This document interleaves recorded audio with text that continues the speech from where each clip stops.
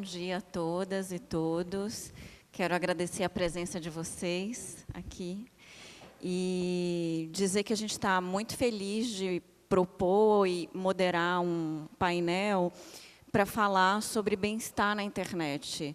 Um tema que eu diria que tem ganhado cada vez mais relevância e com pessoas que estão propondo ações voltadas para o bem-estar. E a ideia e o objetivo do painel é exatamente esse. Qual é o papel de cada setor e o que cada setor tem trazido aí, né, de inovação, de iniciativas, com foco no bem-estar e na saúde, né, de crianças e adolescentes na internet. Eu estou aqui substituindo um colega meu, Rodrigo Negin, que não pôde estar presente porque teve um bebê recentemente, o Gael está cuidando dele, e estou muito feliz também de poder representá-lo. E, bom, eu vou passar a palavra para os convidados, vou passar a palavra para a Luísa. A Luísa Dino, ela lidera as pesquisas que têm o foco de criança e adolescente, que é a TIC Kids Online, as pesquisas do NIC, né, do NIC BR, e vai nos trazer alguns dos dados dessa pesquisa, né, sobre o modo como crianças e adolescentes usam e se apropria da internet, e pensando exatamente nesse aspecto, né, dos impactos aí na questão do bem-estar, a exposição a conteúdos sensíveis. Então, eu já passo a palavra para ela. Obrigada, Luísa. Bom dia a todos e todos. Eu queria começar agradecendo, um agradecimento especial à CFNet, Juliana, Rodrigo, que talvez esteja nos acompanhando. É super importante para a gente participar de uma mesa e discutir bem-estar por perspectivas tão diversas e complementares, né? Eu vou trazer um pouco o quadro metodológico que a gente adota na pesquisa, e essa mesa ela diz muito sobre esse quadro, né? As diversas perspectivas que a gente tem que olhar, né, adotar para pensar o bem-estar, no caso especificamente de crianças e adolescentes na internet. Como a Juliana falou, eu coordeno a pesquisa TIC Kids Online Brasil, no cetic.br. Deixa eu passar aqui. O CETIC ele é o departamento do NIC-BR responsável por gerar indicadores sobre o uso, acesso e apropriação da internet. A gente tem uma série de pesquisas que elas são desenvolvidas, a maior parte delas anualmente, tanto pela perspectiva dos indivíduos, como os dados que eu vou trazer, né, de crianças e adolescentes, e também pela perspectiva de organizações. Então, a gente tem TIC Saúde, TIC Educação, Cultura, Governo Eletrônico. Todas as nossas pesquisas elas seguem parâmetros internacionais, porque para a gente é super importante garantir a comparabilidade. E também eu vou trazer hoje dados da edição de 2018 da Kids Online. A gente acabou de lançar esses dados, né, no dia 17 de setembro, eles estão todos disponíveis online. E em novembro a gente também vai ter o lançamento da nossa publicação em São Paulo, e o PDF da publicação também vai ficar disponível online.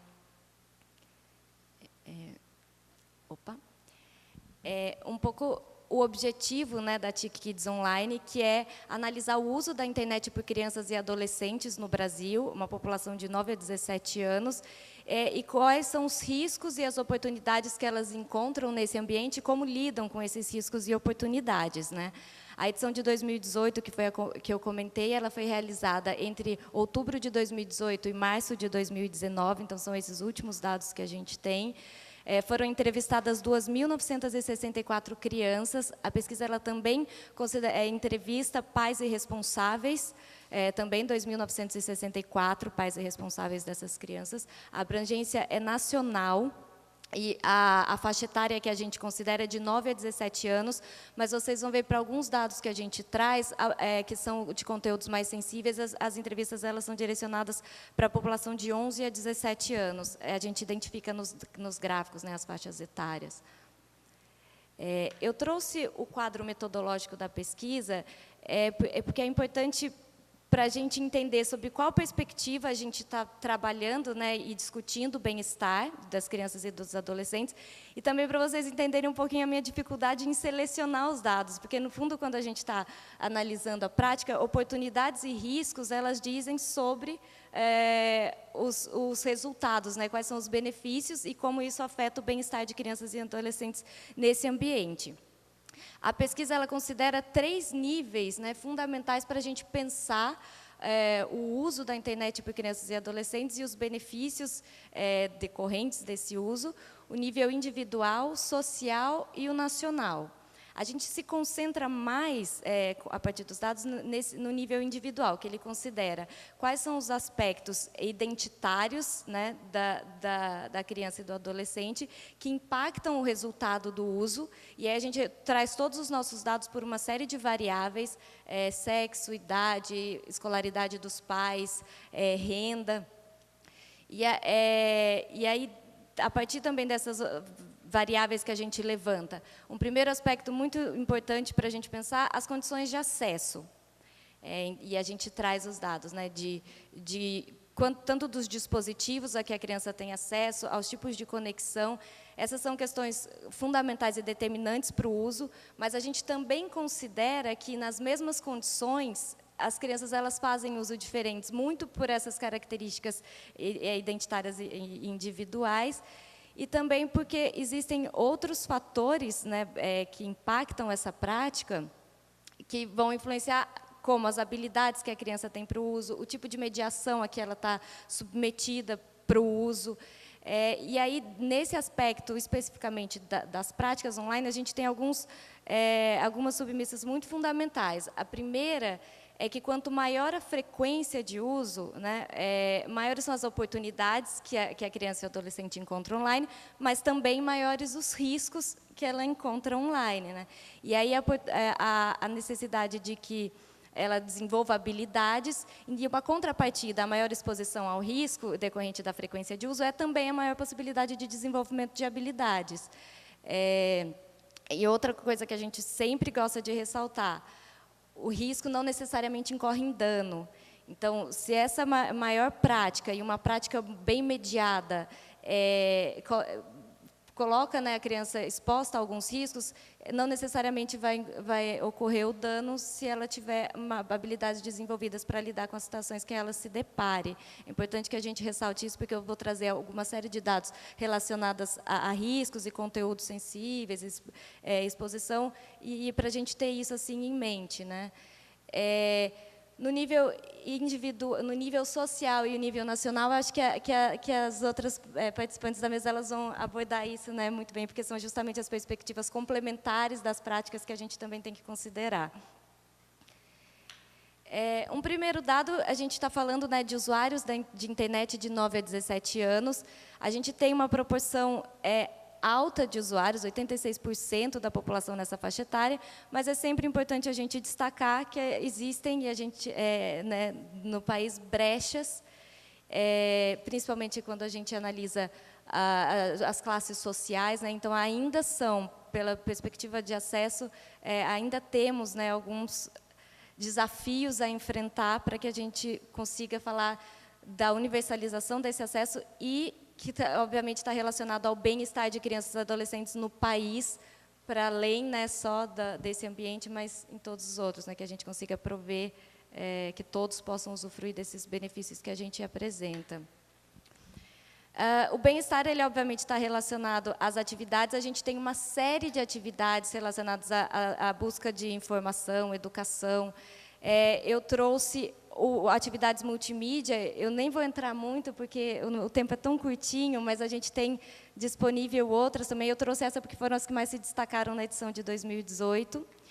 Pensando em riscos, a gente aborda riscos de contato, né, com estranhos, de conteúdos sensíveis a que a criança e adolescente se expõe, e de conduta também, né, porque muitas vezes as próprias crianças nesse ambiente elas assumem algumas condutas que prejudicam os seus próprios pares, né.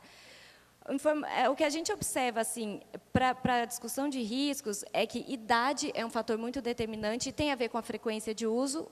Quanto mais velhos, maior o uso, maior a exposição também aos riscos. E o que a gente tem observado é que a questão de gênero ela também tem aparecido como um fator bastante importante.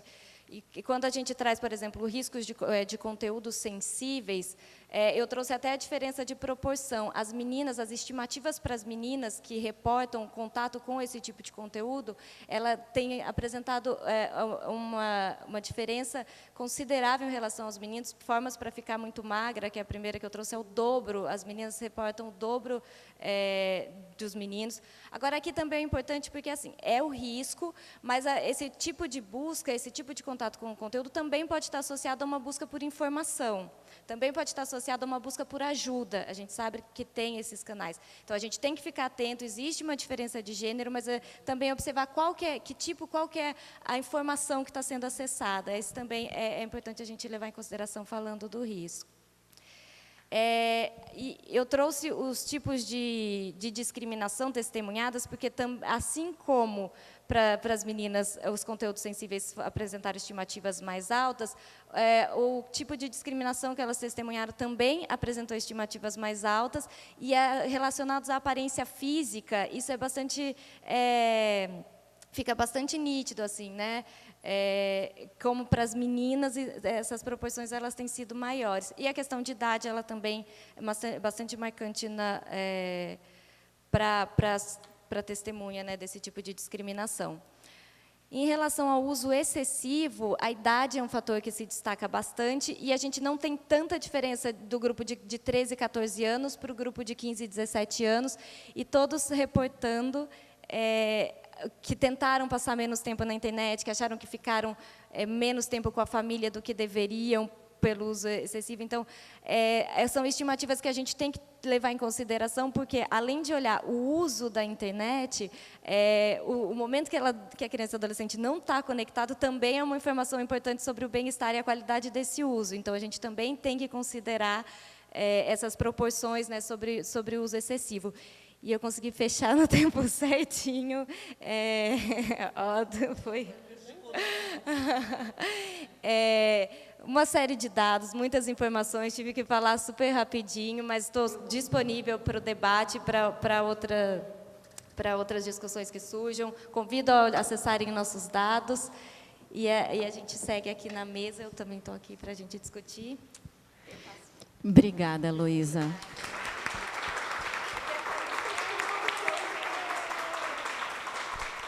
Os dados do CETIC, eles são decisivos e muito importantes quando a gente debate riscos e oportunidades de crianças e adolescentes, porque a gente ainda tem uma discussão muito alarmista e muito baseada em pânico quando a gente fala de exposição, né, de crianças e adolescentes. Então, esses dados nos dão, né, um aspecto de realidade para basear muito do nosso trabalho direto com crianças e adolescentes, né? E aí eu acho que já é a deixa também para passar para a professora Luciene. Ela é membro de um grupo de pesquisa que é o GPEM, que é um grupo que investiga exatamente a educação moral na Unesp. E eles têm um trabalho muito importante, porque, além da gente mitigar os riscos na internet, a gente também precisa fortalecer as oportunidades, né? Como é que a gente prepara crianças e adolescentes, como é que a gente educa, como é que a gente fortalece, inclusive, essas relações de par a par na internet, né? Porque muitos desses riscos, a primeira pessoa que o adolescente ou a criança vai procurar, às vezes é o amigo que está do lado, não é necessariamente o professor ou o pai ou a mãe. E a Luciene vai contar um pouco dessa experiência de trabalho incrível que eles têm, né, e que o GPEM realiza nas escolas, e aí eu passo a palavra para ela contar um pouco para a gente. Bom dia, eu vou ficar em pé, porque com esse tamanho, fica aqui atrás, ninguém me vê. É um prazer estar aqui, um prazer poder mostrar a vocês um pouquinho daquilo que é a psicologia moral, que a universidade tem se esforçado por pesquisar, junto a outras pesquisas internacionais, que dizem que o bem-estar na internet, de fato, corresponde ao bem-estar real, ou na vida real, e que estes meninos e meninas que estão expostos na vida virtual, também, muitas vezes, estão, na maioria delas, expostos também na vida real. Começo, então, contando algo que nos deixou bastante entristecidos no estado de São Paulo e que certamente repercutiu para todos os outros estados, uma preocupação grande com meninos e meninas que estão diariamente sofrendo a falta de valor e aí procurando corresponder ou encontrar essa falta de valor em outros grupos, em outros pares, que também sentem essa mesma ausência e pensam, então, e essa falta de valor tem sido correspondida com conteúdos não morais. Começo, então, com a porta de Suzano, a porta da Escola Raul Brasil, em Suzano, aquela que foi alvo do massacre ocorrido no Brasil agora, em abril. Meninos que entraram nessa escola e que metralharam, que mataram. Por que mataram, se são meninos? Meninos que, muitas vezes, fazem parte dessa estatística que não é grande. A estatística de meninos e meninas que têm sofrido violências, que têm sentido a sua saúde mental, a sua saúde emocional abalada. Estes números não são aqueles que são trazidos pelos estudos das escolas, pelos estudos em escolas, que se remetem às questões de indisciplina, a questões de violências que são explicitadas. Essas violências, elas estão esquecidas. Meninos que se automutilam, meninos que sofrem violência sexual, meninos que sofrem assédio sexual, discriminação. E aí o que a gente tem sabido, ou que pode estar relacionado a essas outras questões ou não, que é o bullying, uma forma de intimidação que acontece entre pares e que se sobrepõe ao mundo real hoje, porque quem os meninos mais sofrem, meninos e meninas, mais sofrem ofensas hoje, a gente tem dados, não é, na internet, são os seus próprios pares. O medo não está mais nos estranhos, o medo não está mais naqueles que são adultos. O medo está com os pares, ou seja, são discriminados pelos próprios pares. Quem pode intervir? Como é que a gente pode mudar essa situação?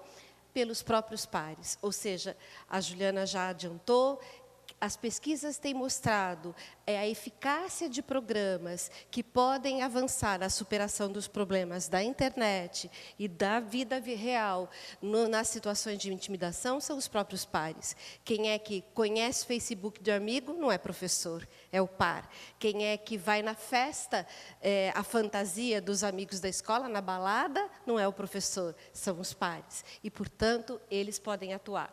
Como?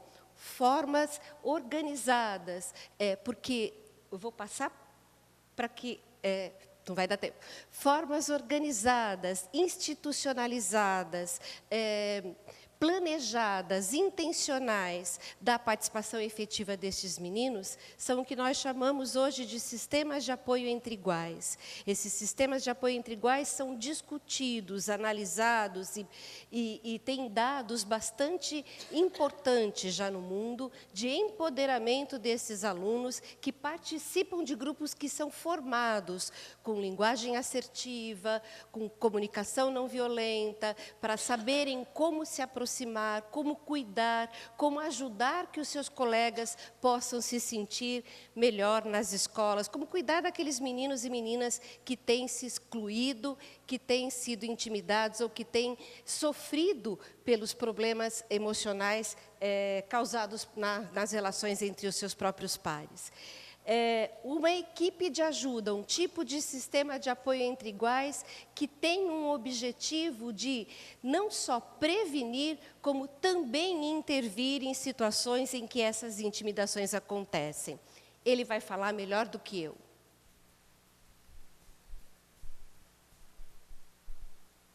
Tudo bem? De ajuda na escola é para manter os alunos seguros e... Vamos voltar? Desculpa. Eita, agora eu não consigo mais voltar. Aí. a importância da equipe de ajuda na escola é para manter os alunos seguros. E se acontecer algum problema com eles, eles vão saber com quem conversar e vão saber depois o que fazer. E também, com a equipe de ajuda, tipo, quem faz cyberbullying ou bullying vai pensar, se eu fizer isso, não vai valer a pena porque depois vai acabar. A minha vítima vai procurar a equipe de ajuda e não vai dar certo. Então, a equipe de ajuda já é uma forma de prevenir o bullying e de ajudar com o bullying já existente. Meninos e meninos são formados exatamente para acompanhar aqueles que têm dificuldades. Até porque nós sabemos que os problemas nas relações na internet estão relacionados com o problema do que nos falta hoje nas escolas, que é o trabalho com a convivência nelas. Então, o principal objetivo de ter uma equipe de ajuda aqui na escola é de melhorar a convivência no ambiente escolar e, consequentemente, tornar o ambiente mais agradável e acolhedor. Nós costumamos ouvir pouco as nossas crianças. Eles dão conta de fazer muita coisa que a gente nem desconfia, não é? Estes meninos e meninas, eles atuam, eles recebem uma formação que é demorada, uma formação que os implica em estudar conteúdos que não são conteúdos, infelizmente, ainda incorporados nas escolas. Porém, existe uma lei no Brasil, a Lei Anti-Bullying, que faz com que nós, hoje, tenhamos uma preocupação muito maior do que apenas ensinar matemática, ciências, história e quaisquer outras. Ensinar meninos e meninas a aprender a conviver. E essa convivência, ela supera a vida real na escola. Vejam, eles aprendem a ajudar e ajudar muitas vezes até aqueles que eles não gostam. Escutem isso. Você ajuda amigos, desconhecidos e até mesmo inimigos? Sim. Sim, é a parte mais difícil. Porque às vezes você não vai com aquela pessoa, vocês duas não se dão bem, vocês dois não se dão bem, mas você vê que a pessoa está precisando e aí você tem que, não, vou ter que quebrar meu orgulho e ali falar com aquela pessoa. E é aquela coisa, a gente não pode só ajudar quem a gente gosta. Às vezes aquela pessoa que pega no peito de todo mundo, que bate em pessoas, ela está passando por alguma coisa que a gente nem imagina. Então vocês têm que ter olhos muito atentos a qualquer coisa assim. Bom, e o que a gente tem encontrado, então? Nós estamos numa terceira fase de implementação dessa proposta no Brasil. Nós estamos na fase da sustentabilidade, que é tornar as escolas sustentáveis, ou seja, os próprios programas em funcionamento que formem os próximos meninos. Vocês viram essas meninas, elas estão atuando exatamente na formação das próximas equipes de ajuda. Começamos em 2015, temos um trabalho artesanal ainda em São Paulo, de 20 escolas trabalhando com essas questões, mas agora, a partir de ontem, com a resolução assinada pelo governo do Estado de São Paulo, as 5.420 escolas do Estado de São Paulo, em 3 anos, terão a possibilidade de ter esse conteúdo implantado nessas escolas. E aí, as pesquisas têm nos dito que o quanto estes meninos e meninas têm conseguido provar, principalmente as questões de o aumento dos valores, da adesão aos valores morais nas escolas. Essas escolas, as pesquisas têm mostrado o quanto a diminuição dos tipos de intimidação, mas tem um dado interessante que nos chama a atenção aqui. As crenças de autoeficácia desses meninos e meninas para ajudar aumenta. Como assim? Aumenta no sentido de que antes eles não se sentiam empoderados para ajudar os outros, mas hoje, com esse exercício, eles sentem que eles têm instrumentos para poder ajudar. Não necessariamente só instrumentos, mas também não se sentem mais indiferentes ao problema.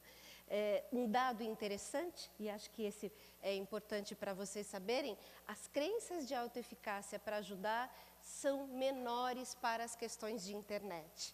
Eles ainda têm mais dificuldades para ajudar os outros nos problemas de internet do que nos problemas reais, nos problemas que estão sendo vivenciados no cotidiano. Então, isso faz com que nós pensemos o quanto ainda é preciso... Opa, não está passando... E eu já acabei meu tempo, eu acho que é isso, tá, tudo bem. Isso faz com que... Ah lá, ela está aqui.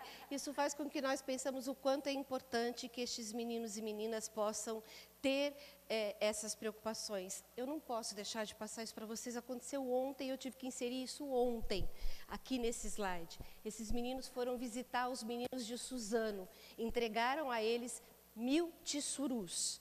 Fica disponível esse material todo depois para vocês e vocês podem ter acesso, ele é público. Muito obrigada, meninos e meninas, agradecem porque, na verdade, estou aqui os representando.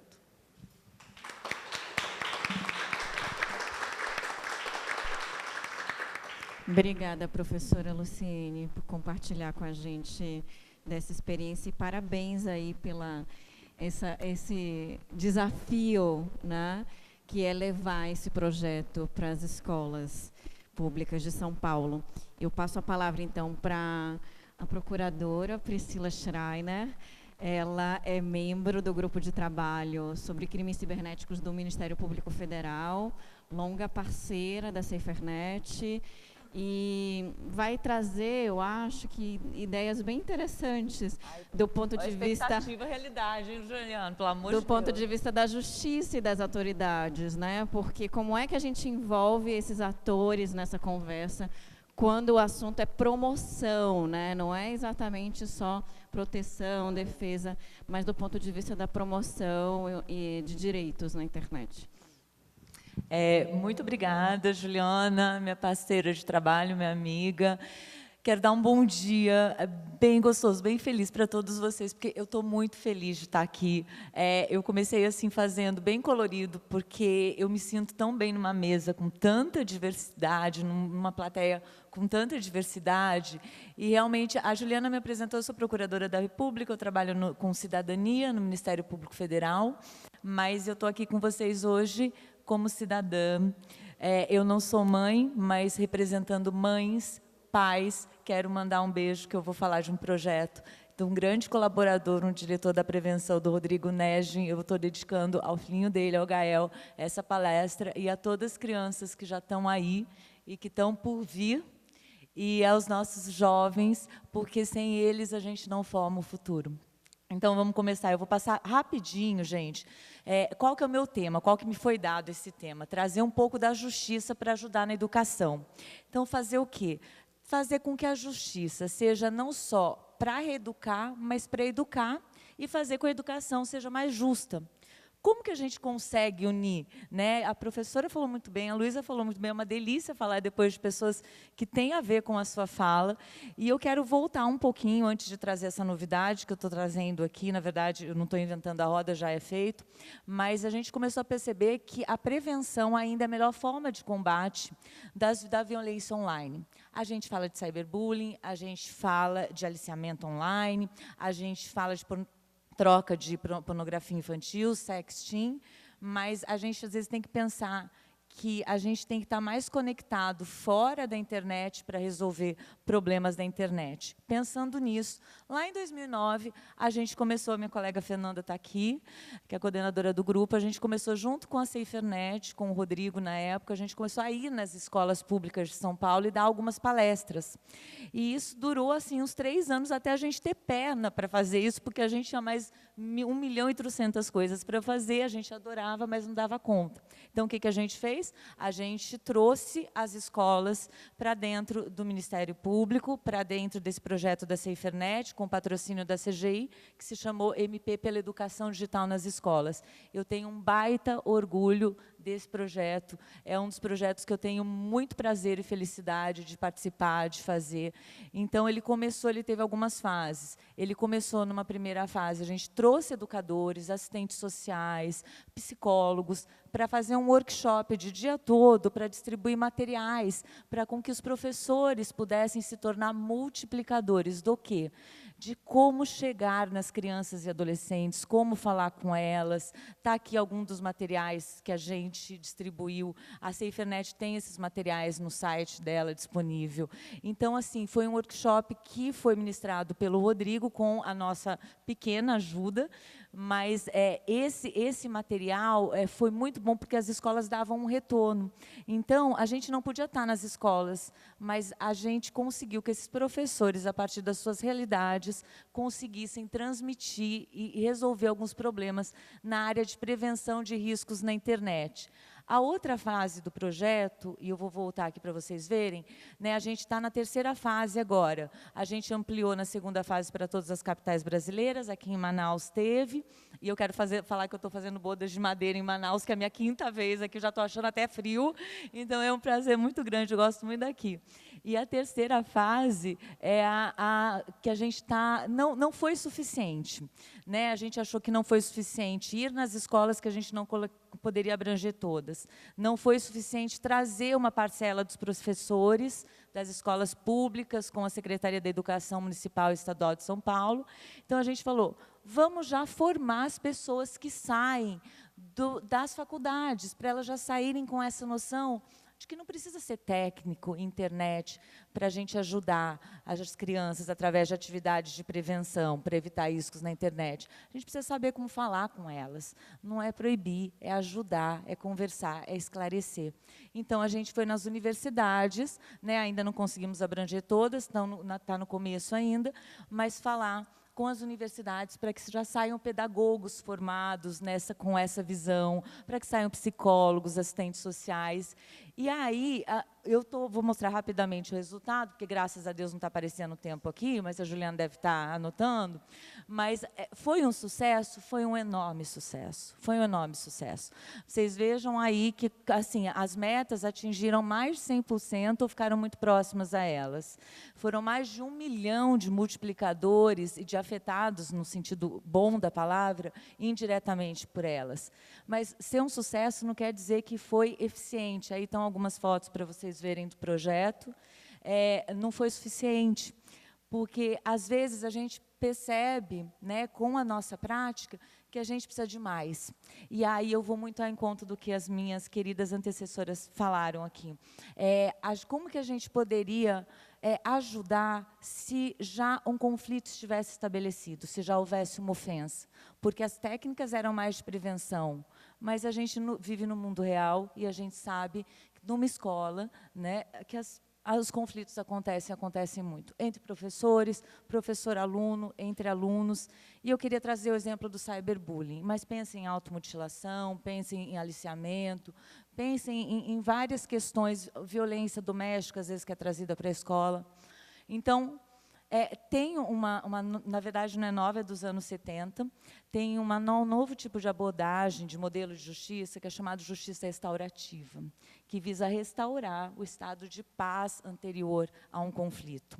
Ele é diferente da justiça que a gente chama de punitiva, retributiva, que aponta o dedo, porque ele, através desse tipo de justiça, eles falam que é uma filosofia com ação e ação com filosofia, ele se baseia no diálogo. Ele tem técnicas, que é a mais famosa, que eu vou falar um pouquinho depois, que é o Círculo de Paz, em que, na verdade, você traz não só o ofensor, mas você traz o ofendido para se expressar, você traz as pessoas afetadas, né, por aquele conflito para se expressarem. Porque se eu ofendo alguém, né, essa vítima vai ter o direito de falar o que ela sentiu. A comunidade pode ser afetada, os alunos, a gente está falando de escola, podem ser afetados, os professores, pode acontecer de novo. A justiça restaurativa, num conceito muito singelo, é isso. Ela traz, através do diálogo, da voluntariedade, de princípios, de harmonia, de paz, de perdão, não é passar a mão na cabeça, é assumir responsabilidades, mas todo mundo, inclusive o Estado, assumindo. O crime, o conflito, a ofensa, ele não afeta o Estado, a lei em si. Ele afeta muito mais, ele afeta relações, ele afeta o cidadão. Então, por que não trazê-los para participar dessas decisões?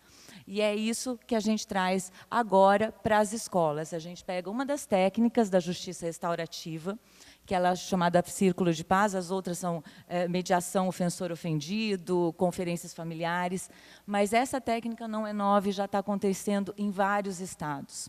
O que é o Círculo de Paz? Eu queria que vocês fizessem um exercício comigo, mas como a voluntariedade é inerente a essas técnicas de justiça restaurativa, fechem um pouco o olho, fechem um pouco os olhos e imaginem que a gente está num círculo de paz. O que é um círculo de paz? Ela veio de uma cultura, essa técnica, lá dos índios norte-americanos, dos aborígenes, onde os anciãos sentavam numa roda, porque eles pensavam assim, um conflito que aconteceu com uma pessoa envolvendo outra não afeta só essas duas, afeta a todos. Então, estamos todos em círculo, e é eleito um objeto de fala, que é um objeto sagrado, na verdade, alguma coisa que faz bem para aquelas pessoas. Podem abrir os olhos que eu vou colocar as fotos. Se imaginem nesse círculo. Então, vou eleger aqui que a água é sagrada, esse aqui é objeto de fala. Então, 2 facilitadores, que são mediadores, ficam no círculo. Então, o que acontece? Opa, desculpa. O que acontece? Vocês vão ver ali. No centro, são colocados valores, e valores que são harmoniosos. O que para você é um valor bacana, legal em você? Cada um sabe, a paciência, o acolhimento, a harmonia, compartilhamento, as pessoas se apresentam, os facilitadores vão facilitando a comunicação. Depois, ainda, cada um fala de alguns aspectos da sua vida que tem a ver com o conflito que foi colocado. Vamos supor, né, um xingamento, um cyberbullying, não sei, mas colocam, e é voluntário. Se você não quiser falar, você passa o bastão da fala para para a pessoa seguinte. Só quem tem o bastão da fala, se quiser, fala. Os outros escutam, porque a gente tem que saber escutar também, além de agredir, de falar. E os facilitadores vão colocando esse ambiente de confiança. E, num determinado momento, as pessoas se sentem à vontade para tratar do conflito, mas elas estão desarmadas. Elas estão, me arrepia falar, porque eu acredito muito nisso. Elas estão, na verdade, elas falam, eu estou vendo que está acabando o meu tempo, mas assim, elas vão falar entre elas e com a escuta das outras pessoas, cada um vai falar como se sentiu. Então, o dano consegue ser reparado, as escolas juntas conseguem, através de capacitadores, e é essa fase que eu acho que a gente pode chegar, a gente pode formar, a exemplo do que foi feito em outras escolas e outros estados, a gente pode formar capacitadores dentre os professores, não só com técnica preventiva, mas agora para formar educadores que ajam como esses facilitadores e tragam para os círculos os conflitos que eles acharem melhor. Eu termino falando uma frase do grande educador, pedagogo, cidadão Paulo Freire. Educação não transforma o mundo, educação muda as pessoas, mas pessoas transformam o mundo. E eu acrescentaria, inclusive, o mundo digital. Muito obrigada pela atenção de vocês. Até mais.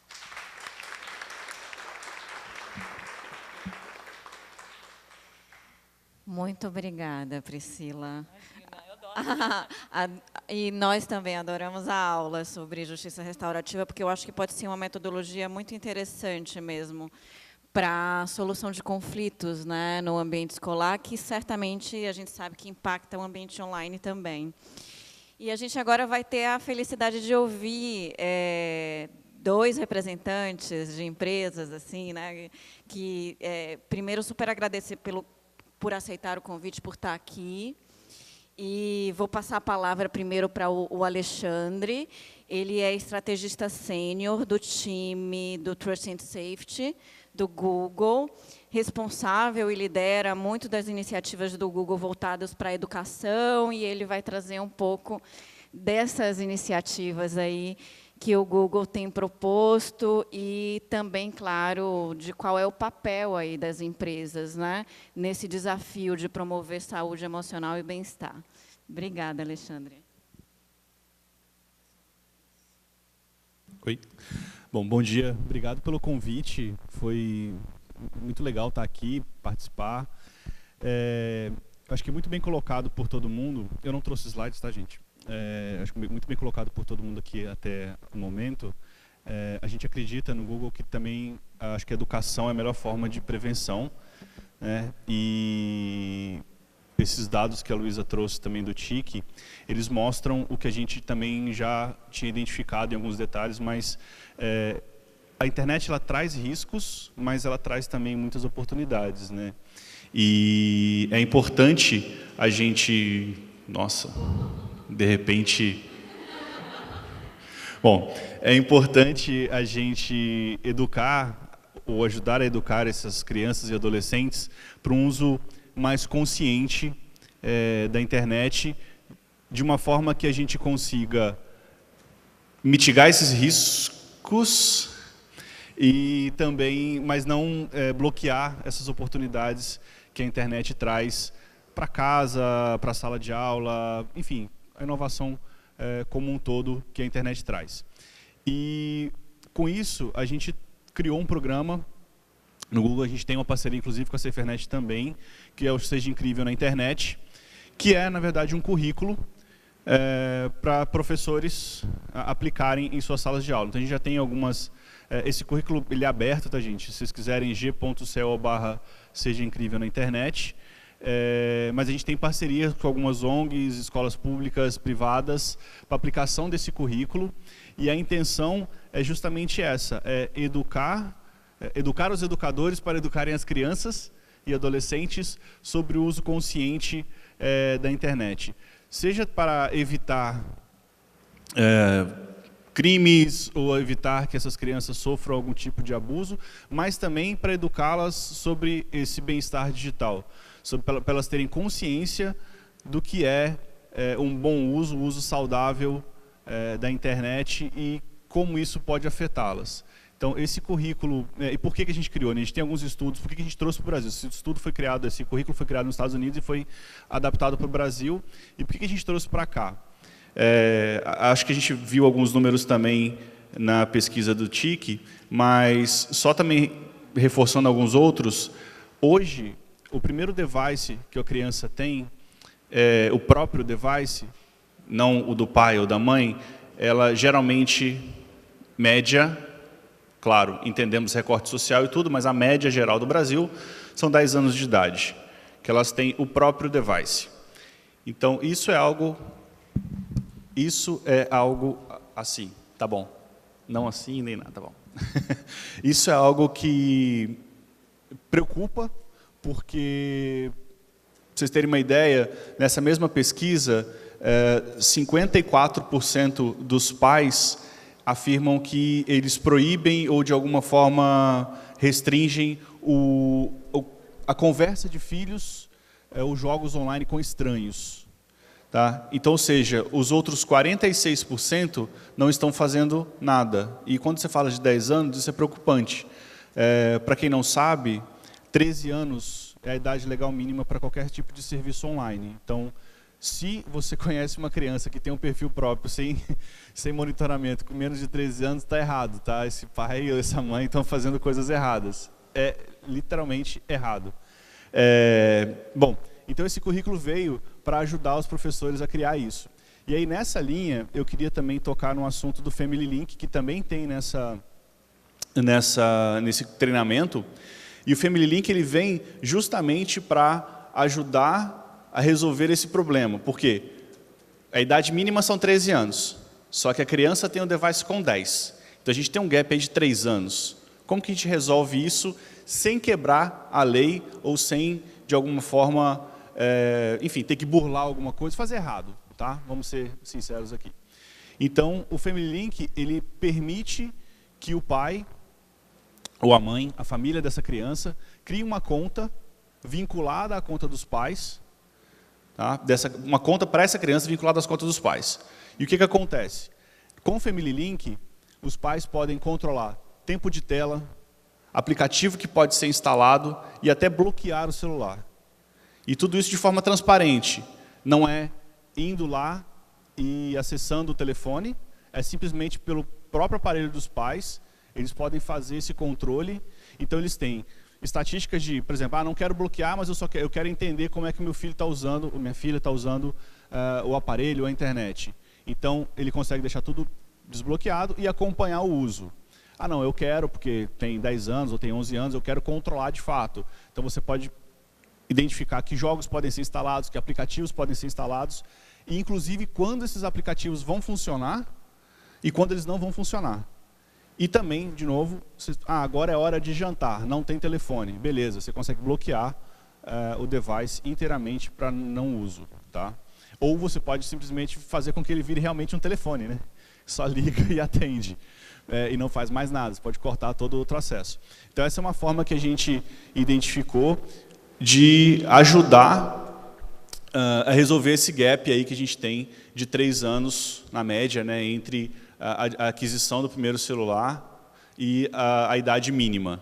E aí, enfim, essa conta pode ficar vinculada até quando o pai quiser, não necessariamente com 13 anos isso acaba, tá? Aí vai muito da negociação aí entre pais e filhos. E também, aí, falando um pouquinho mais, não só sobre crianças e adolescentes, a partir de agora, porque a gente sabe que o uso de tela celular em geral, para o bem-estar geral, não é só para crianças e adolescentes. A gente tem uma preocupação grande com crianças e adolescentes que são o futuro, mas eu acho que para a gente também isso é uma coisa muito complexa, né? A gente às vezes se pega, eu estava vendo aqui os dados do TIC e várias vezes eu me peguei ele, tirando a parte da lição da escola, que eu não preciso mais, mas eu me peguei várias vezes, eu realmente teve um dia que eu acho que eu deixei de comer para ficar mexendo no celular, assim. Não é? tem uma criança na gente.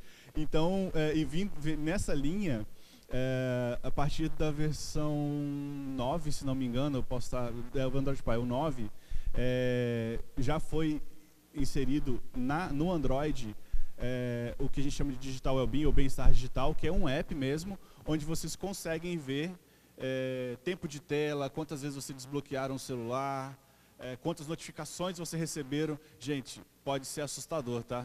Vai por mim. E quantas vezes você abriram. Então, você tem essas estatísticas para você ter ideia do que está acontecendo, tá? Com o seu uso, para o seu próprio uso, para você conseguir controlar o seu próprio bem-estar digital nessa linha. E não só isso, a gente tem, por exemplo, isso veio agora no Android One também, que é a versão mais leve do Android, para celulares menos potentes. Então você consegue setar tempo de tela cinza, a gente fala, tá? Que é para você quer focar mais, então você quer tornar o seu celular menos atrativo. Então você bota a sua tela toda cinza. Tem várias coisas, por exemplo, o celular nessa posição aqui, ele já entra automaticamente no modelo de tela para baixo, ele já entra automaticamente no não perturbe. Então ele não toca, não faz nada, não tem notificação nenhuma. Então isso é bem legal, assim, você, beleza, eu quero focar no trabalho, eu boto ele aqui, tá? Eu faço mais, eu boto atrás do computador que eu nem vejo. Mas isso aí são técnicas mais específicas. Então, ele já tem várias coisas nessa linha no Android. E em outros aplicativos a gente vem trabalhando também, porque é uma preocupação nossa, eu acho que não só nossa, de todo mundo hoje na indústria, de trazer esse bem-estar. Então, se você for hoje no aplicativo do YouTube, vocês vão ver que tem lá tempo de tela que vocês assistiram, e a gente, inclusive, hoje lança notificações, fala, não está na hora de você parar? Vamos dar um pause aí no YouTube, vamos fazer outra coisa? Dependendo do tanto de tempo que você está na sequência ali assistindo. A gente tem, no Gmail, a gente já identificou e já implementou notificações, por exemplo, prioritárias. Hoje você não recebe mais notificação de todos os e-mails, a não ser que você vá lá manualmente e mude isso, mas por padrão as notificações são só de e-mails prioritários. Então essas são algumas das iniciativas que a gente está trazendo, não só para o bem-estar de crianças e adolescentes, que é muito importante. Aí eu deixo o convite a todos para acessar o link do g.co/Seja Incrível na internet, que é um conteúdo muito bom. E aí vem a criança dentro da gente, né? A primeira vez que eu vi esse conteúdo, eu falei, nossa, mas como que eu faço coisa errada? Então não é só a criança, a gente também tem que entender, e a gente tem que ser exemplo disso. Tá? Então vale a pena ler esse conteúdo, fica o convite. E aí, quem tem aplicativo, o celular Android também, se quiser dar uma olhada nessas outras coisas. E eu fico aqui também hoje, durante toda a manhã, se a gente quiser conversar mais. E, de novo, obrigado pelo convite aí da mesa, muito legal. E parabenizo de novo a Safernet por isso, porque é um tema que, de novo, para toda a indústria é muito importante. Então, discutir isso é muito legal. Tá bom? Obrigado.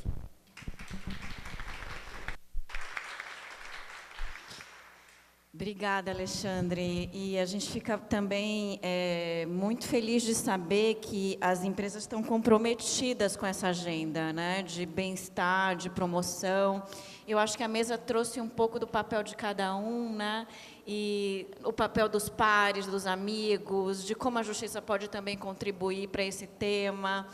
E também os professores com o projeto do Seja Incrível. e os pais fazendo esse trabalho de mediação, e a gente sabe que os pais muitas vezes também estão aprendendo a como usar e se apropriar das tecnologias. Então é um desafio grande também educar os adultos primeiro, né, para que eles possam educar as crianças, e especialmente pensando que bem-estar também não é só exposição de tela, tempo de exposição de tela, tempo de conexão. Bem-estar é muito mais amplo que isso, né?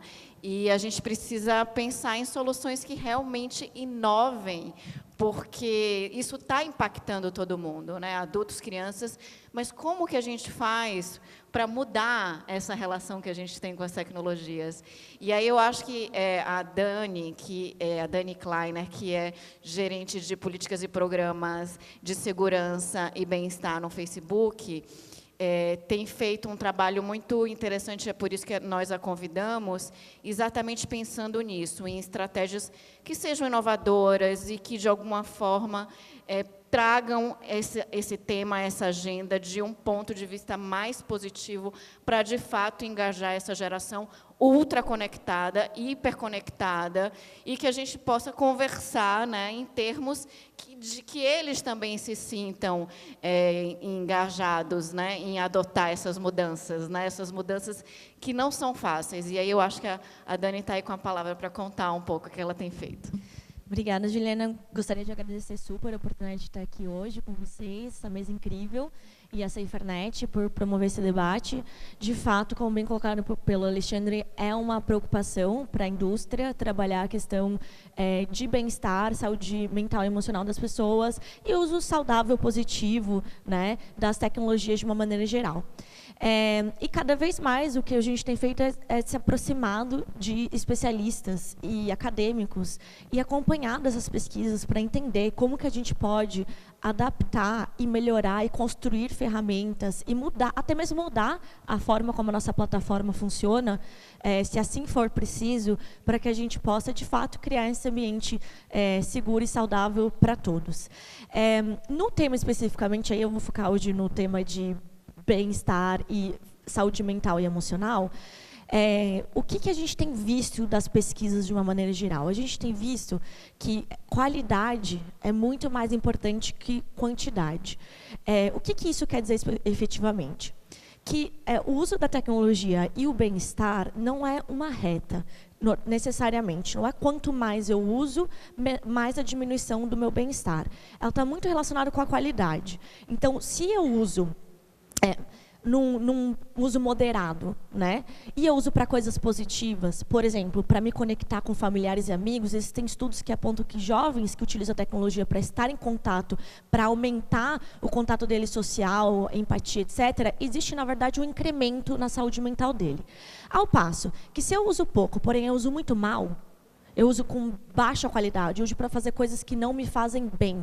Eu não tenho um senso crítico, um pensamento crítico, eu uso de uma forma passiva, só absorvendo conteúdo, sem entender se aquilo faz bem, se aquilo agrega valor para a minha vida ou não. Isso sim, de fato, pode te trazer uma sensação de não bem-estar em relação à tecnologia.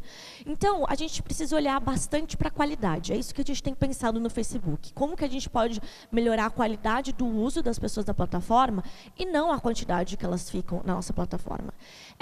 E a gente vem trabalhando tanto internamente para implementar isso, seja priorizando a qualidade da relação das pessoas, seja priorizando a conexão, a palavra é meaningful, a conexão significativa entre as pessoas. Isso gera uma série de mudanças. Exemplo muito prático que a gente fez, e que foi até algo que é contraditório em termos de business para a empresa, que foi a priorização do que as pessoas postam, né, nas suas linhas de tempo versus o que páginas postam. Então, a gente fez essa mudança para priorizar, porque a gente escutou da nossa comunidade que eles vêm ao Facebook para se conectar com familiares e amigos. O que as pessoas querem ver no Facebook é isso em primeiro lugar. Eu quero saber das fotos do bebê da Juliana, quando o bebê dela nascer, eu quero saber realmente o que meus familiares e amigos estão fazendo, quero me conectar com eles. Então, a gente fez essa mudança, isso gerou um pouco uma redução do alcance das páginas, o que gerou muitas críticas, inclusive de clientes do Facebook, mas, por outro lado, a gente priorizou essas conexões significativas. Essas são algumas mudanças que a gente tem feito do nosso lado. A gente também lançou uma ferramenta de tempo, né? Que você pode entrar nas suas configurações, seja do Facebook, do Instagram, pode entender quanto tempo você está utilizando as plataformas e estabelecer um lembrete, um aviso para quando você atingir a quantidade de tempo que você gostaria de passar nas plataformas, as plataformas vão te avisar que você chegou a esse tempo, e aí você também pode optar por silenciar todas as notificações, não quero ser incomodado por determinado período de tempo em que eu vou estar focado em outro assunto. Então, são algumas maneiras que a gente tem feito de começar essa conversa também. Porque quando a gente faz essas mudanças, quando a gente cria essas ferramentas, é uma oportunidade também das pessoas terem essas conversas, delas refletirem sobre como elas utilizam a tecnologia. Agora, a gente sabe que isso não é suficiente. Uma parte muito importante que os especialistas falam para a gente é a parte de prevenção, né? E promoção de saúde mental, que é o que os especialistas trouxeram aqui na mesa e é o que a gente escuta também nas pesquisas. Por quê? Porque também existe muito estigma e muito, de uma maneira geral, não conhecimento do que é promoção de saúde mental. Então, eu vou passar minha apresentação para focar um pouco sobre essas iniciativas, que são essas parcerias que a gente faz localmente e globalmente com organizações e especialistas para que a gente possa construir essa prevenção e esses recursos para as pessoas, no tema específico de hoje, na promoção e prevenção em relação à saúde mental e emocional. Alguns desses recursos, eu só quero deixar para vocês saberem, a gente congrega boa parte dos nossos recursos na área de bem-estar no facebook.com/safety, que é a nossa central de segurança. Então, muita coisa do que eu falar aqui hoje para vocês podem procurar lá que vocês vão encontrar. Inclusive o portal de bem-estar, em que você tem recursos elaborados por especialistas, além de uma guia educativa. Essa guia, especificamente, Ajude um Amigo em Necessidade. Aí, outro ponto importante dessa parceria que eu esqueci de falar, é que quando a gente faz essas parcerias, a gente está muito preocupado com 2 pontos, que também foram trazidos aqui. Primeiro, empoderar o adolescente para que ele seja mais assertivo, né? Não só o adolescente, mas também os entornos protegidos do adolescente. Então, pais, educadores, né, cuidadores de uma maneira geral. Então, nossos projetos, quando a gente faz essa parceria, e muito por conta da orientação dos especialistas que a gente trabalha, estão focados nisso, como vocês vão ver daqui a pouco. O outro ponto é que eles também estão focados no desenvolvimento de habilidades. Por quê? Porque as habilidades, essas habilidades socioemocionais, críticas, são o que vão trabalhar efetivamente a prevenção de uma série de situações, que é o que foi colocado aqui. Existe o risco na internet, como existe também no mundo real, como existe em qualquer situação da vida. Se você tem as habilidades necessárias para entender como trabalhar esse risco, você não vai entrar na estatística. Então, é isso que a gente tenta trabalhar nesse sentido. E, dentro disso, um projeto que eu queria trazer é a Biblioteca de Alfabetização Digital, porque é exatamente isso que ela traz. São 10 anos, todo o conteúdo que está nessa biblioteca não é do Facebook. O conteúdo que está nessa biblioteca é da Universidade de Harvard, do Centro de Jovem e Mídia. E o que eles trazem nesse conteúdo são 10 anos de estudo da universidade, só que de uma forma muito didática e prática para educadores. São 18 módulos de atividades práticas offline, totalmente offline. Se a escola não tiver uma boa conectividade, não tem problema. São atividades para serem aplicadas em grupo, são jogos educativos, atividades físicas mesmo, onde eles vão trabalhar conceitos chaves para que eles sejam verdadeiros cidadãos digitais. Então, conceitos como privacidade, intimidade, empatia, riscos online, prevenção, etc. Então, eu convido vocês a conhecerem esse conteúdo. A gente trabalha com algumas parcerias, como Nova Escola, SaferNet, para levar esse conteúdo para os educadores, mas quanto mais gente utilizar, melhor. É importante dizer que são atividades super simples, não só para educadores, pode ser para organizações, para atividades. Eu já apliquei essa atividade com pais e mães, eles adoraram. Então, algumas atividades podem sim ser aplicadas para público adulto, funciona muito bem, inclusive. essas atividades. E, rapidamente, eu vou falar de algumas parcerias que a gente está fazendo para promover a questão de saúde mental e emocional nos vários ambientes, entre eles a escola. A gente fez uma parceria ano passado com a Nova Escola, que é uma revista que trabalha conteúdos para educadores, onde a gente trouxe vários especialistas, como o Dr. Gustavo Stanislau, que está nesse vídeo, para falar sobre como trazer a questão da saúde mental dentro das escolas, mas também com foco digital. Então, a gente lançou uma série de vídeos educativos sobre isso, que estão na página da Nova Escola, e também um e-book, que é um livro digital de competências socioemocionais, que foi com o apoio do Facebook, está disponível também na página da Nova Escola, se os educadores quiserem conhecer mais. A gente também lançou a campanha, a gente apoiou, na verdade, a campanha Eu Estou, que é do Instituto Vitaleri, também com o influenciador digital PC Siqueira e o Marcel Isidoro, que trabalham, são episódios no IGTV. Para quem não sabe o que é IGTV, é a TV do Instagram. Então, em conjunto com os especialistas do Vitaleri, como a doutora Karen Scavacini, eles lançaram 12 episódios que trabalham um tema de promoção de saúde mental e prevenção do suicídio para adolescentes. Então, foi feito, o desafio foi como a gente fala com adolescentes sobre esse tema especificamente. E o que a gente sabe por vários estudos é que eles escutam muito entre pares.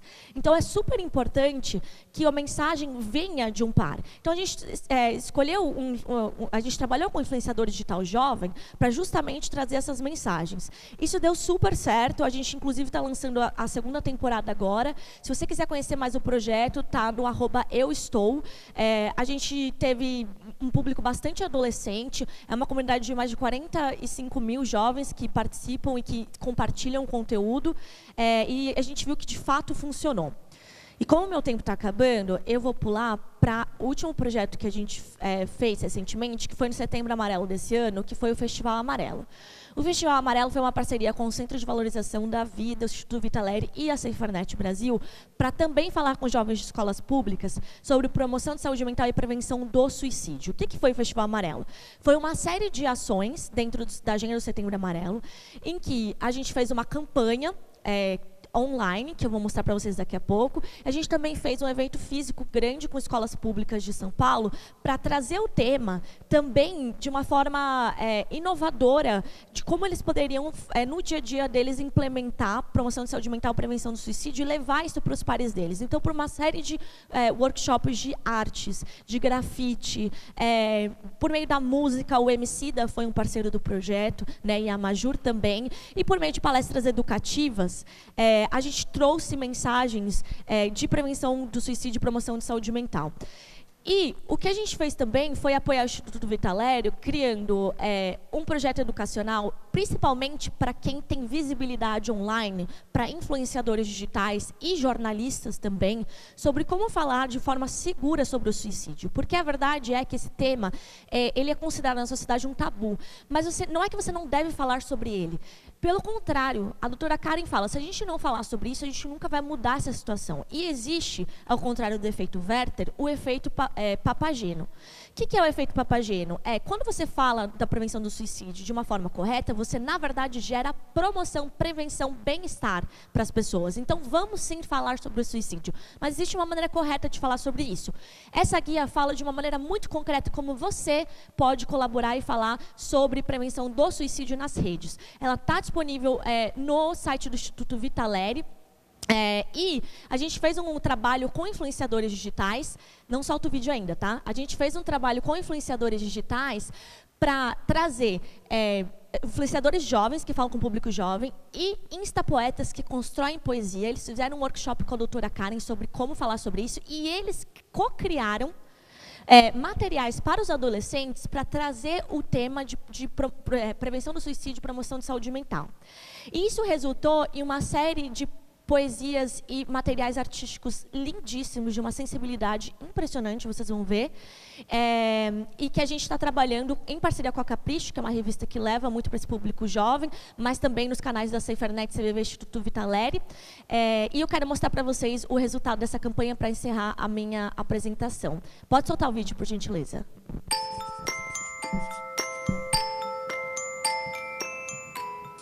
Eu sei que te ensinaram que seguir em frente é engolir todas as palavras para não doer. e a dizê-las com sorrisos muito largos e a aparência de quem não matava 2 leões por dia para sobreviver.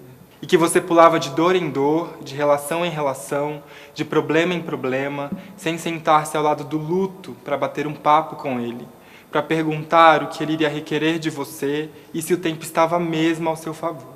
Eu sei que você foi ensinada a ser muralha, quando gostaria de ser oceano, e que disseram para você segurar o choro quando tudo o que você queria era gritar, passar horas em frente à TV chorando, para aí sim se recuperar das muitas formas que a vida teve de te pregar peças. Mas você não precisa mais passar por esse caminho com ombros tão pesados. Sua existência pode ser compartilhada com outras pessoas, ainda que hoje você acredite que não. Ainda que hoje a dor para você tenha se tornado motivo de ter alguma coisa, porque ter qualquer coisa é melhor do que não ter nada. Olha, outras sensações podem te habitar. Outros caminhos, menos pesados, também. Suas mãos, com tanta vontade, podem segurar outros sentimentos que não dá tristeza. Outros ouvidos estão à espera da sua voz. Outros caminhos, melhores, estão ansiosos, esperando seu coração pulsar novamente. Fica, a vida te espera.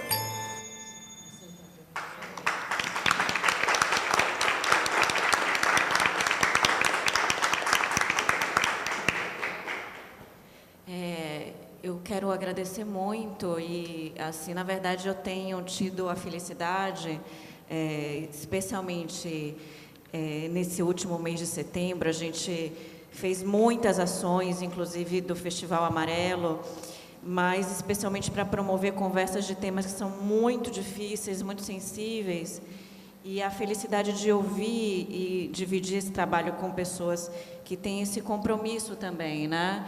De como é que a gente, de fato, promove mudanças, ajuda quem está em situação de sofrimento. E a internet, bom, eu sou suspeita para falar disso, porque eu trabalho com isso e vejo os resultados. Ela realmente tem um potencial muito, muito potente, né, para ser redundante, de engajar pessoas, de promover trocas, de compartilhar. Isso que o Igor traz, né? De você não estar só. Isso parece um lugar comum, mas se a gente olha para essa faixa etária de crianças e adolescentes, especialmente de adolescentes, que é uma fase da vida com muitas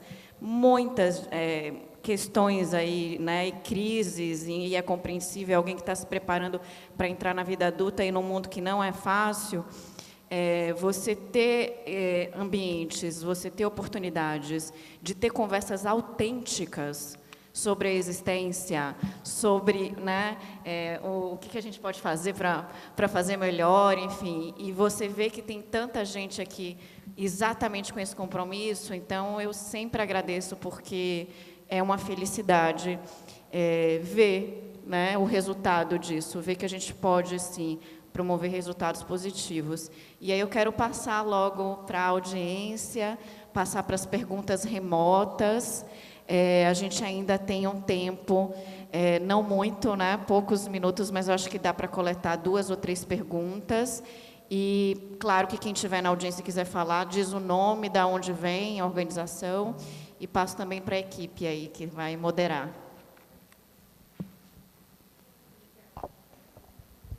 Obrigada, Juliana. A gente vai começar abrindo uma pergunta que veio no chat do YouTube, e depois a gente começa com as perguntas presenciais. Eu vou ler a pergunta da Sully Sampaio. Ela começa assim. Bom dia. Primeiro quero parabenizar cada fala, cada ação, cada pesquisa.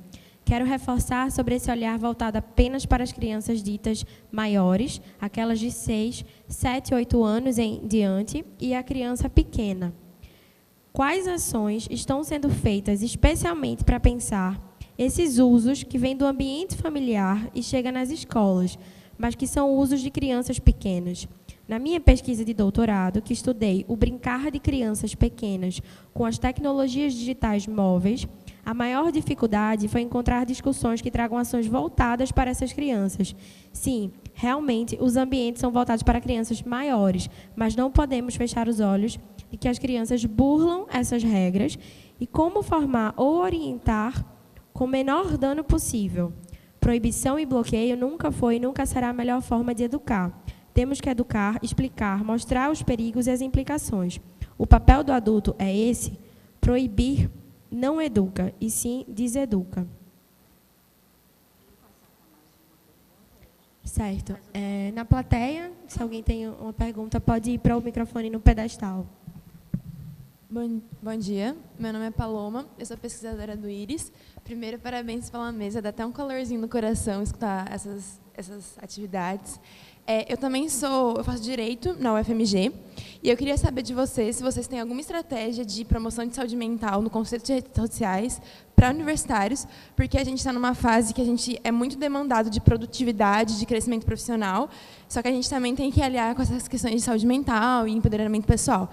Eu queria saber se vocês têm alguma iniciativa para esse público em específico. Obrigada. Oi, bom dia. Eu me chamo Gustavo, sou de Rio Branco, Acre, estou aqui pelo programa IUF do CGI. Não é bem uma pergunta, é mais um comentário. Eu noto assim, uma ausência em alguns espaços, e assim, agora a gente está tendo o FIB. Ontem eu chorei na apresentação que teve, porque eu vi um reconhecimento da região norte e as nossas identidades que existem aqui, porque normalmente eu vejo o Brasil sendo representado como Rio, São Paulo. A nossa noção de Brasil comumente é muito limitada e mal representada, na minha opinião, na mídia, em outros espaços, inclusive em redes sociais. Me parece que falta um pouco de ações em outros espaços que não esses grandes centros urbanos. E aí eu falo da minha realidade de Rio Branco, no Acre. Eu estagiei no MPF, por exemplo, e eu lembro que lá houve uma ação, mas não foi amplamente divulgada, foi uma coisa no auditório do MPF, e, teoricamente, pelo que estava sendo institucionalizado nas páginas de outros estados, deveria ser uma coisa mais ampla. Mas não foi voltada ali para os funcionários do MPF. E eu sinto um pouco de falta de ações das empresas de iniciativa privada em estados que não são tão grandes economicamente, ou talvez não tão relevantes para nicho de mercado e etc.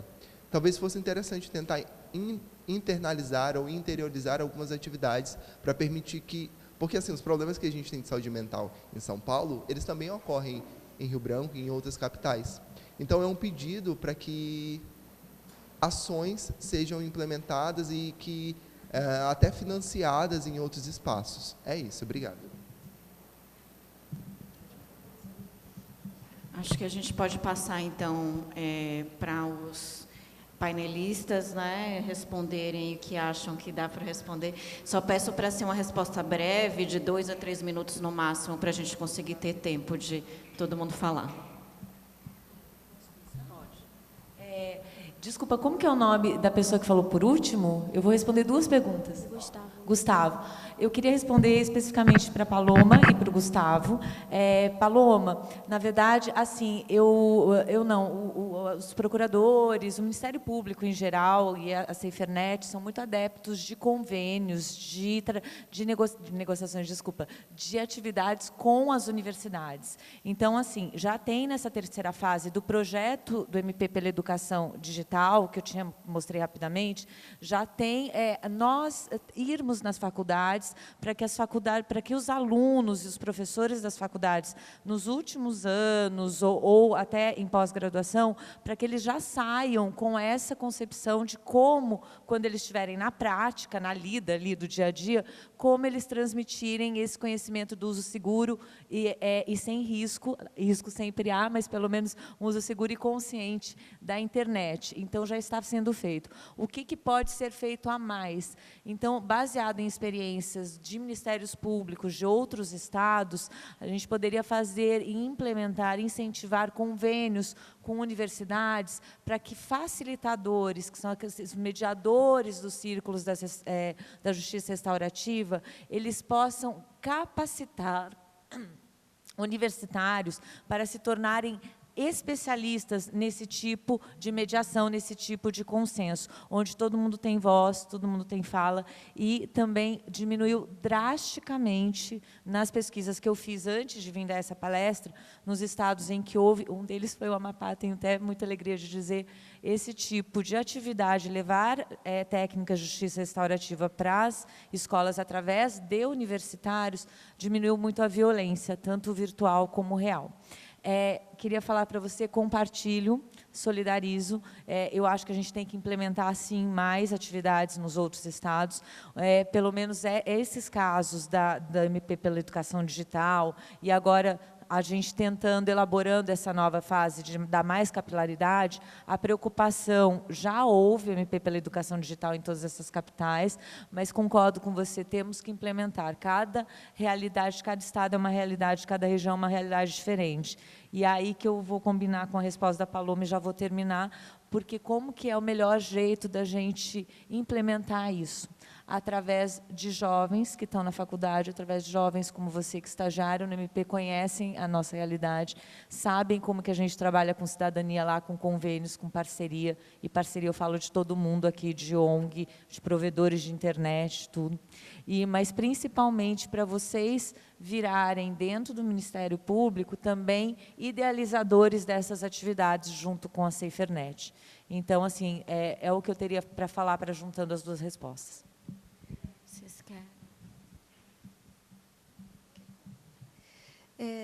Duas coisas. Primeiro, com relação à universidade. Todas essas ações são extremamente relevantes quando a Priscila diz de quem é que toma frente. O jovem, porque o jovem também sabe da situação do jovem. Mas existe um problema muito sério na universidade, que é o assédio institucional, que é exatamente o que também causa esse mal-estar e essa situação de incômodo que estes alunos têm vivido. Então, professores que assediam, não estou falando de assédio, quando a gente fala em assédio, a gente pensa só logo sexual. Eu estou dizendo de autoritarismos, de estudos, de pedidos muito para além do que os alunos conseguem, de professores que não conseguem entender que a mudança deste momento exige olhar para esse aluno de uma maneira diferente. Não é mais um aluno que decora, mas é um aluno que sabe de muitas outras, está atento a muitas outras realidades, e esse professor continua com métodos autoritários de ensino, o que causa, de fato, depressão, pensamentos suicidas e outros tipos de doenças que a gente sabe que podem acontecer. Então, eu preciso olhar para um diagnóstico muito mais fundamentado dentro das universidades para poder pensar, para poder trazer professores e gestores dessas universidades para se pensar em projetos institucionais de ouvir os alunos e das críticas que esses alunos dão, das avaliações que eles fazem e que não retornam com as mudanças necessárias. Segunda coisa, e isso tem a ver com a pergunta da pessoa por internet, que diz, como é que eu faço, porque chegam na escola inúmeros programas comprados com vídeos para crianças pequenas. Se o professor não sabe analisar quais são os princípios pedagógicos que estão por trás destes vídeos, ele vai comprar quaisquer que sejam esses vídeos. Então, eu preciso urgentemente de uma reestruturação dos programas de formação de professores nas universidades. Nós não temos, isso é pesquisa recente, a gente pode depois passar essas pesquisas, além do assédio institucional, além de bullying na universidade, que ainda parece ser um estigma que ninguém acredita, ainda problemas de relacionamento com professores, o assédio moral, a gente ainda tem nos cursos de licenciatura e pedagogia grades curriculares que não mais dão conta da formação do aluno de hoje. Esse é o problema. As duas questões colocadas, né, elas são bastante determinantes para a gente pensar o uso da internet e bem-estar, mas elas fogem ao escopo da nossa pesquisa de 9 a 17 anos, que é um escopo internacionalmente colocado. E aí, para a gente atender tanto crianças, né, mais novas, quanto universitários, a gente precisaria de outras metodologias, seriam outras pesquisas. Com as crianças mais novas tem uma questão cognitiva muito determinante. É uma pesquisa domiciliar, então seriam outros mecanismos de abordagem que do questionário que a gente não alcançaria. E as questões com universitários também, elas são outras, e o que a gente traz de mediação todas as abordagens que a gente traz para o uso, elas são bastante próprias à faixa etária. A gente precisaria também de outros instrumentos, e aí seriam outras pesquisas, né, que a gente não consegue abordar dentro do instrumento que a gente utiliza.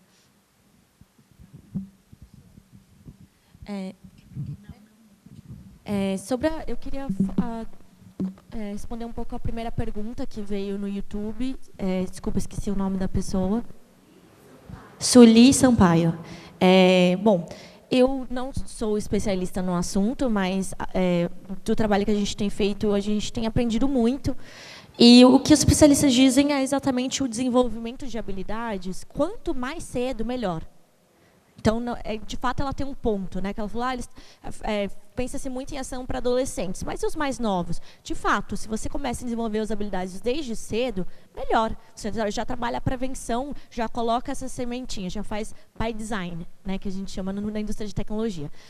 Tem um programa muito legal que chama Passaporte Habilidades para a Vida. É desenvolvida pela Associação Brasileira de Saúde Emocional de Crianças e Adolescentes, que é uma organização irmã do Centro de Valorização da Vida.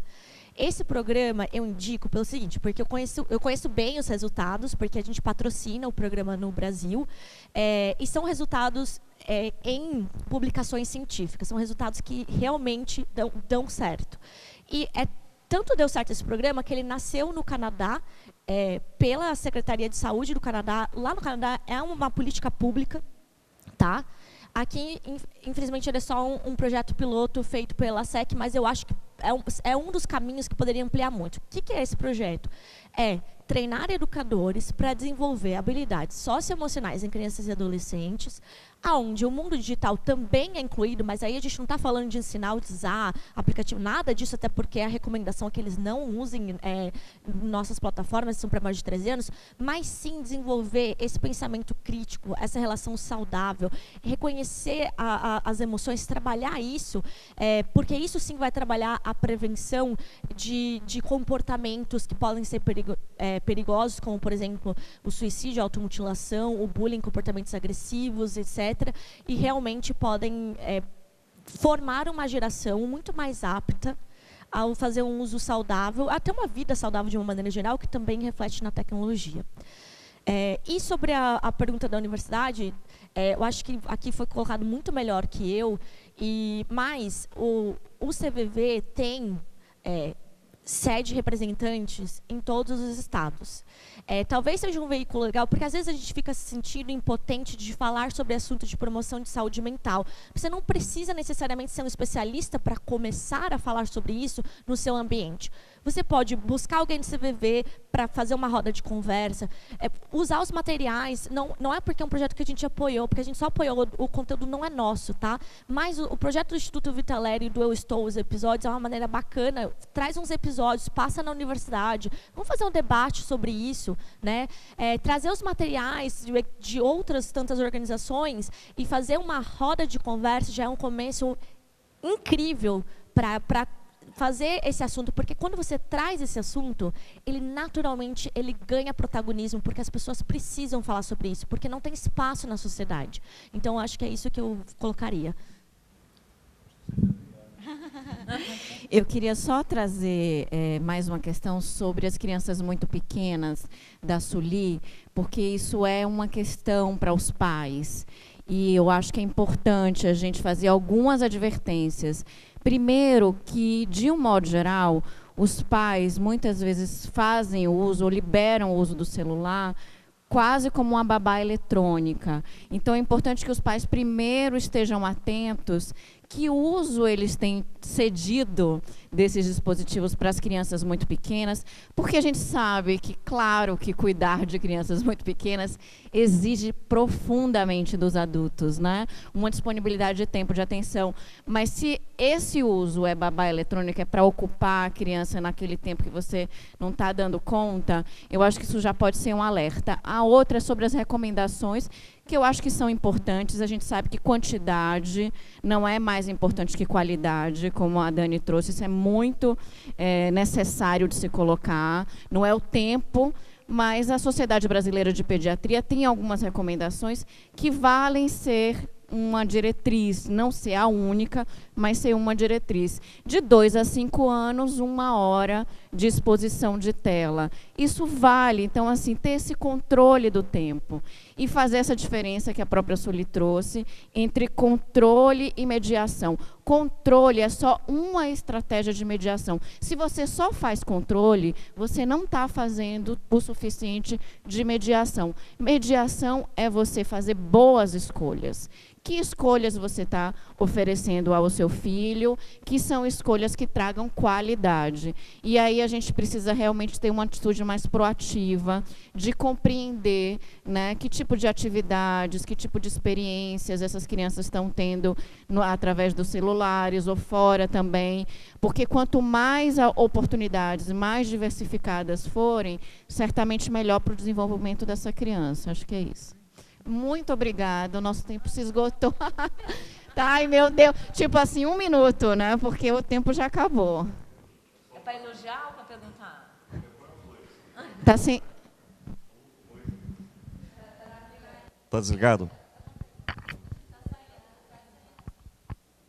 Não, na verdade, primeiro um elogio, eu achei a mesa incrível, parabéns a todas e todos. É que o Gustavo trouxe uma questão muito importante, né? Essa importância da interiorização. E aí eu achei que era importante adicionar um pouco de contexto e esclarecer que o quão a gente está comprometido com isso, o quanto a gente acha isso importante, Gustavo.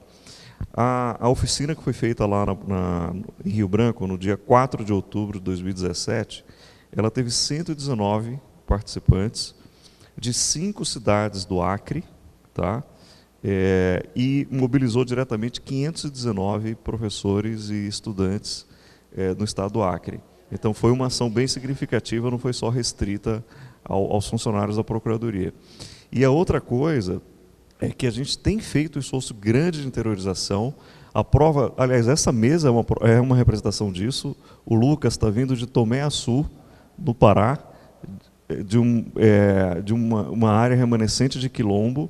Dos 8 embaixadores da SaferNet aqui no fórum, a gente tem 3 do interior de cidades. Uma está aqui, que vem de Bom Conselho, em Pernambuco, e a Ariane, que vem de Palmeira dos Índios, em Alagoas, e vários outros embaixadores de outras cidades. Então, ontem a gente mostrou dos 14 finalistas do Safer Lab, um é do Acre, de Rio Branco, um grupo do Acre, que tem uma campanha Engajacre, que é exatamente para mostrar que o Acre existe, que o Acre tem muita coisa legal, tem qualidade, tem muita cultura, e as pessoas, e o brasileiro, né, em comum não conhece, e é exatamente para dar visibilidade a tudo de bom que tem no Acre.